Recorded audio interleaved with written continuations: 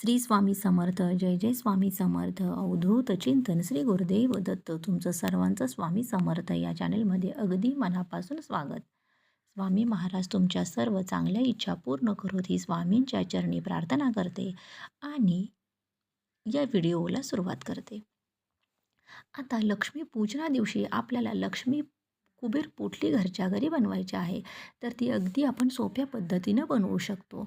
दरवर्षी दिवाळीला बऱ्याच घरी लक्ष्मी कुबेर पोटली बनवली जाते. तुम्ही आत्तापर्यंत बनवली नसेल तर हा व्हिडिओ संपूर्ण बघा. अतिशय महत्त्वाची माहिती आहे आणि लक्ष्मी प्राप्तीसाठी खूप खूप प्रभावी सेवा आहे.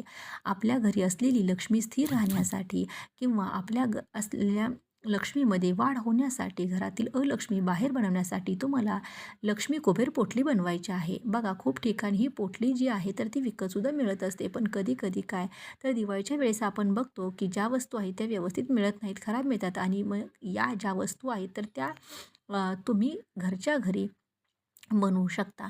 तर त्यामध्ये तुम्हाला लक्ष्मी कुबेर पोटलीमध्ये टाकायचे आहेत. बघा आपण बघा लक्ष्मी पूजनाच्या दिवशी लक्ष्मी माता, कुबेर भगवान यांची पूजा करत असतो की ते धनाचे देवता मानले जातात. म्हणून त्यांच्या आवडीच्या गोष्टी आपल्याला या पोटलीमध्ये टाकायच्या आहेत आणि त्यांची सेवा करायची आहे.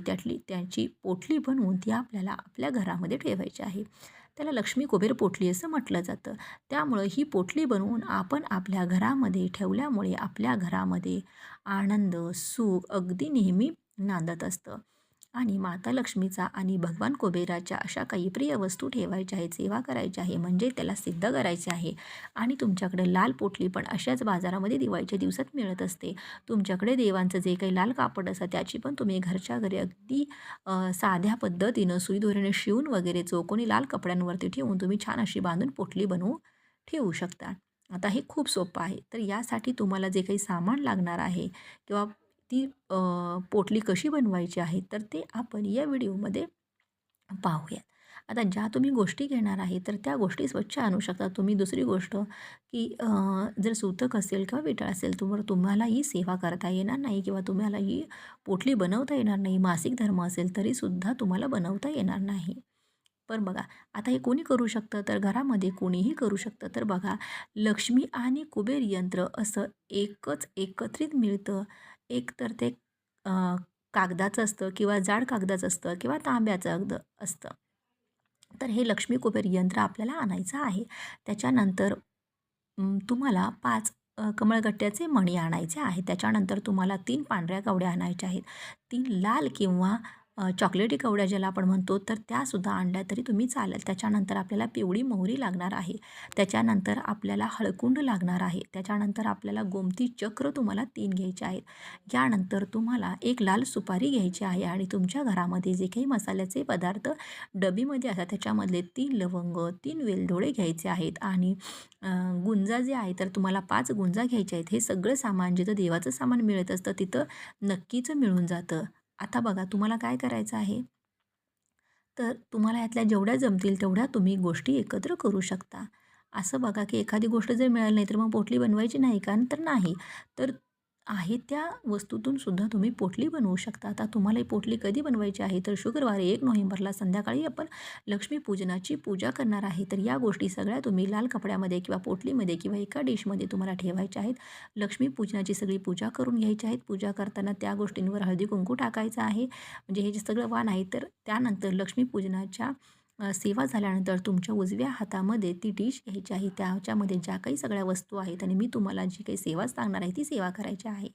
तर बघा तर एकतर तुम्हाला नित्यसेवेच्या पुस्तकामध्ये किंवा गुरुपीठाचं जे काही पुस्तक असेल तर याच्यामध्ये तुम्हाला या सगळ्या सेवा मिळून जातील. याच्यामध्ये फार काही वेगळं आहे असं नाही. तर याच्यामध्ये तुम्हाला काय करायचं आहे, तर सगळ्यात पहिली गोष्ट म्हणजे तुम्हाला काय करायचं आहे, तर हे सगळं हातामध्ये घेतल्यानंतर तर तुम्हाला श्रीसूक्त म्हणायचं आहे. तुम्ही 1 वेळेस करा, 11 वेळेस करा.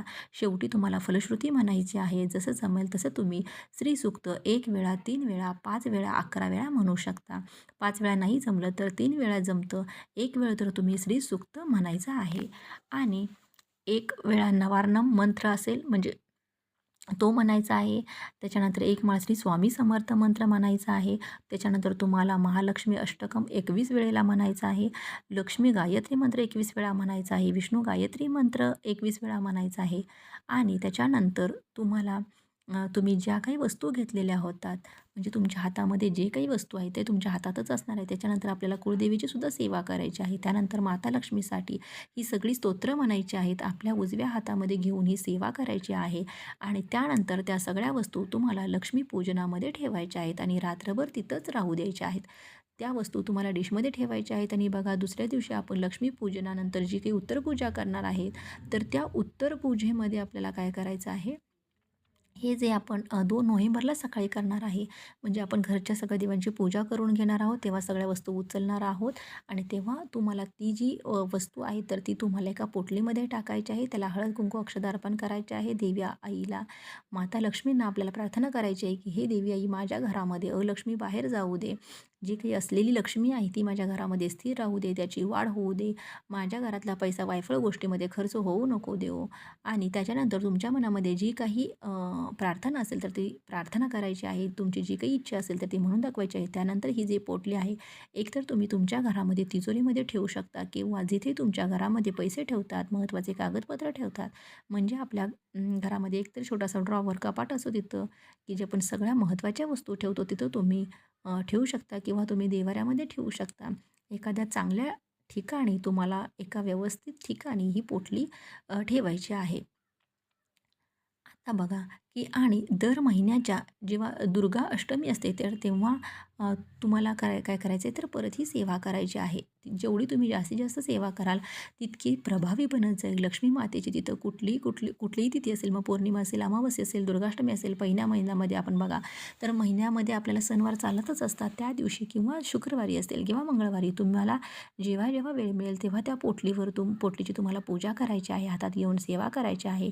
जेवढी जास्त सेवा कराल तितकी जास्त ती प्रभावी होऊन जाईल. तुम्हाला लवकरात लवकर याचं फळ नक्की मिळेल.